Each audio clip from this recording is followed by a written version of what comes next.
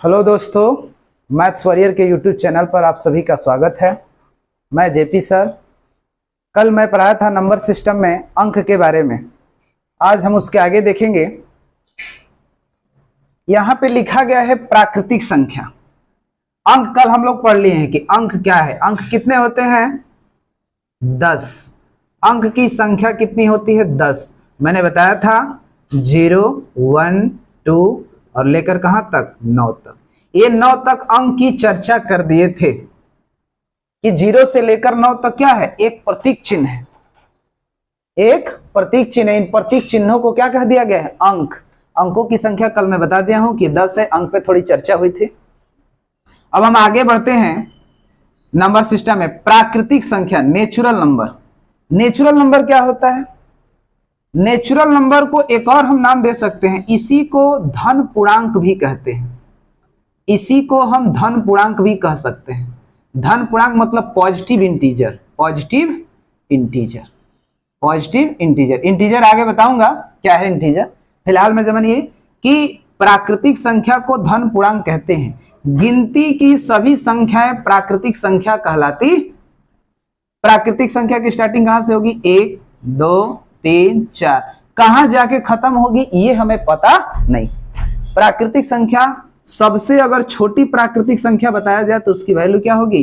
1। अगर सबसे बड़ी प्राकृतिक संख्या कहा जाए तो हमें पता ही नहीं है। आप पूछा जाएगा कि सबसे छोटी प्राकृतिक संख्या, तो आपको उत्तर 1 देना है। सबसे बड़ी प्राकृतिक संख्या तो आपको उत्तर अज्ञात देना है। मैंने ऊपर बताया कि प्राकृतिक संख्या को क्या बोलते हैं? धन पूर्णांक, पॉजिटिव इंटीजर। यहाँ पे मैं लिख भी दिया हूं कि प्राकृतिक संख्या को क्या बोलते हैं? धनात्मक, चाहे धन, कोई बात नहीं। ठीक है। प्राकृतिक संख्या का जोड़ भी होता है, जो हम आगे सीखेंगे। पहले तो संख्याओं का परिचय कर लेना है कि प्राकृतिक संख्या क्या है। तो आप जान गए कि इसकी स्टार्टिंग 1 से और खत्म पता नहीं है कि कहां पे खत्म होगा। माने 1 से लेकर के इनफाइनाइट टर्म तक। उसके बाद आता है पूर्ण संख्या। क्या आता है? पूर्ण संख्या। पूर्ण संख्या को होल नंबर कहते हैं। यह कहता है कि 0 से लेकर सभी प्राकृतिक संख्या, मतलब जितनी भी प्राकृतिक संख्या है उसके आगे केवल क्या लगा देना है? 0 लगा देना। केवल 0।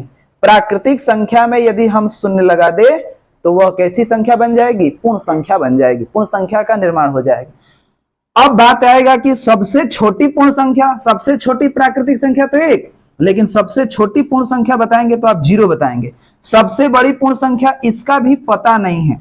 प्राकृतिक संख्या में भाई केवल 0 लग रहा है, तो इसके आगे इसके पीछे लग रहा है। इसका मतलब क्या है? ये आपकी पूर्ण संख्या बन गई। और सबसे छोटी 0, सबसे बड़ी पता ही नहीं। सबसे बड़ी पूर्ण संख्या हम बता नहीं सकते। एक बात और, 0 न तो धनात्मक होता है न तो ऋणात्मक होता है, केवल यह एक पूर्णांक होता है।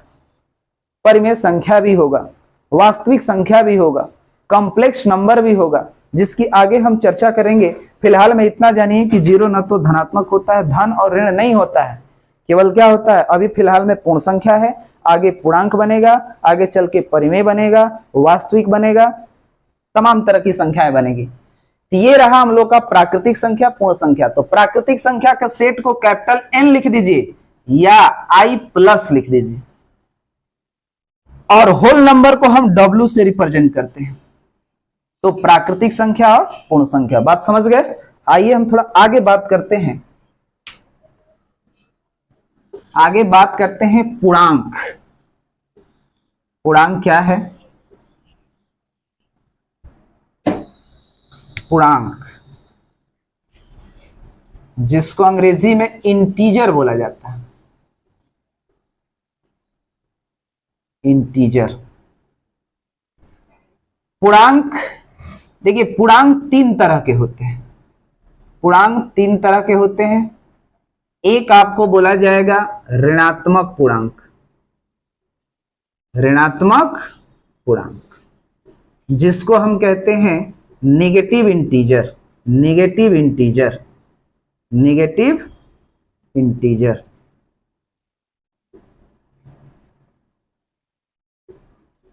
एक होता है शून्य पूर्णांक, जिसको हम बोलते हैं 0 इंटीजर।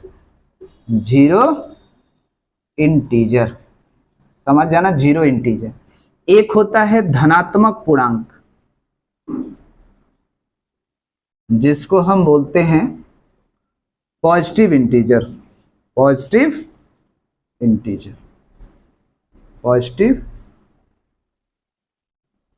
Positive integers. ठीक है, पूर्णांक क्या होता है? अब एक बात समझिए, जैसे पूर्णांक मैं बताऊं तो इसमें बताओ शून्य भी है, इसमें बताओ ऋणात्मक संख्या भी है अदर इधर, इसमें बताओ धनात्मक पूर्णांक भी है। तो हम इसका डिफिनेशन बनाएंगे ये बात कि शून्य सहित धनात्मक एवं ऋणात्मक संख्या को क्या कहेंगे?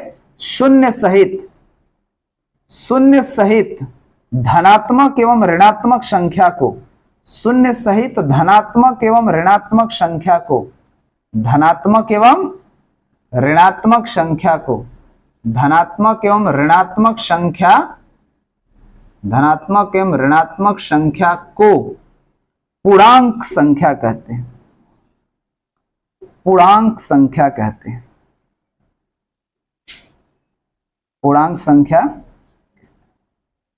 ये हो गया आपका पूर्णांक। क्यों? पूर्णांक के तीन पार्ट, तो तीनों को मिला करके हम कह सकते हैं कि शून्य सहित धनात्मक एवं ऋणात्मक संख्या को सम्मिलित रूप से क्या कहेंगे? पूर्णांक। और एक बात और है कि पूर्णांक का रिप्रेजेंटेशन हम आई से करेंगे या जेड से करेंगे, और इसको लिखेंगे डैश डैश, -3 लिख दिया, -2, -1, 0, 1, 2, 3 डैश डैश कहां तक? इनफाइनाइट टर्म तक। मतलब यदि आपसे यह पूछा जाए कि सबसे बड़ा पूर्णांक बताइए, तो सबसे बड़ा पूर्णांक आप नहीं बता सकते, क्योंकि सबसे बड़ा पूर्णांक हमें पता ही नहीं है। अगर आपसे पूछा जाए कि सबसे छोटा पूर्णांक बता दीजिए, तो सबसे छोटा पूर्णांक इधर कहां तक जाएंगे पता ही नहीं, तो सबसे छोटा पूर्णांक भी आप बता नहीं सकते। अब रहा ये शून्य पूर्णांक, ये हमारा है शून्य पूर्णांक, इसी को बोला जाता है शून्य पूर्णांक। इसके बाद जो यहां से चलेगा इसको बोला जाता है धनात्मक पूर्णांक, इसके बाद जो यहां से चलेगा इसको बोला जाता है ऋणात्मक पूर्णांक। बात समझ में आई? तो मने कहने का मतलब यह है कि ये ऋणात्मक पूर्णांक और ये धनात्मक पूर्णांक और ये शून्य पूर्णांक, इन्हीं को सम्मिलित परिवार को बोला जाता है पूर्णांक। माने पूर्णांक 0 भी है, और ये क्या है? धनात्मक संख्या भी है और ऋणात्मक संख्या भी है। एक बात मैं और लिख दे रहा हूं, जो शून्य है, शून्य न तो धनात्मक होता है, शून्य न तो धनात्मक होता है और न ही ऋणात्मक होता है। शून्य न तो धनात्मक होता है और न ही ऋणात्मक होता है। शून्य कुल मिला के कहने का मतलब है कि न धन में आता है न ऋण में आता है, सिर्फ वो होता क्या है? एक पूर्ण संख्या होती है, एक पूर्णांक होता है। ठीक है, तो पूर्णांक बात समझ में। अब ऋणात्मक पूर्णांक रहा, तो ऋणात्मक पूर्णांक का रिप्रेजेंटेशन हम आई माइनस से करेंगे या जेड माइनस से करेंगे, और इसमें लिख देंगे -1, -2, -3 कहां तक? इनफाइनाइट तक। अगर शून्य पूर्णांक लिखना है तो इसमें केवल वही बात लिख देंगे, केवल 0 होगा, ओनली 0, ये शून्य पूर्णांक। अगर हमें धनात्मक पूर्णांक लिखना है तो इसको i प्लस लिखेंगे, z प्लस लिखेंगे, मतलब 1, 2, 3 डैश। इसी धनात्मक पूर्णांक को मैं नेचुरल नंबर भी बताया था, इसी को n कहो या i प्लस कहो या z प्लस, इसी को नेचुरल नंबर कहते हैं। धनात्मक पूर्णांक मतलब प्राकृतिक संख्या, प्राकृतिक संख्या। तो पूर्णांक समझ में आया? एक बात और समझिए, रिलेशन। जैसे ये नेचुरल नंबर का सिंबल है, ये होल नंबर का सिंबल है और ये इंटीजर का सिंबल है, तो सभी नेचुरल होल होगा, सभी नेचुरल नंबर को पूर्ण संख्या कह सकते हैं, सभी पूर्ण संख्या को पूर्णांक संख्या कह सकते हैं, लेकिन सभी पूर्णांक को होल नंबर नहीं कह सकते हैं, और सभी होल नंबर को हम नेचुरल नंबर नहीं कह सकते। मतलब सभी प्राकृतिक संख्याएं पूर्ण संख्याएं होंगी, सभी पूर्ण संख्याएं इंटीजर होंगी, लेकिन सभी इंटीजर होल नंबर नहीं होगा, सभी होल नंबर नेचुरल नहीं होगा। ये रहा पूर्णांक। तो पूर्णांक सबको समझ में आया? चलिए आज के लिए इतना ही रहने देते हैं, फिर मिलते हैं नेक्स्ट वीडियो में। Thank you.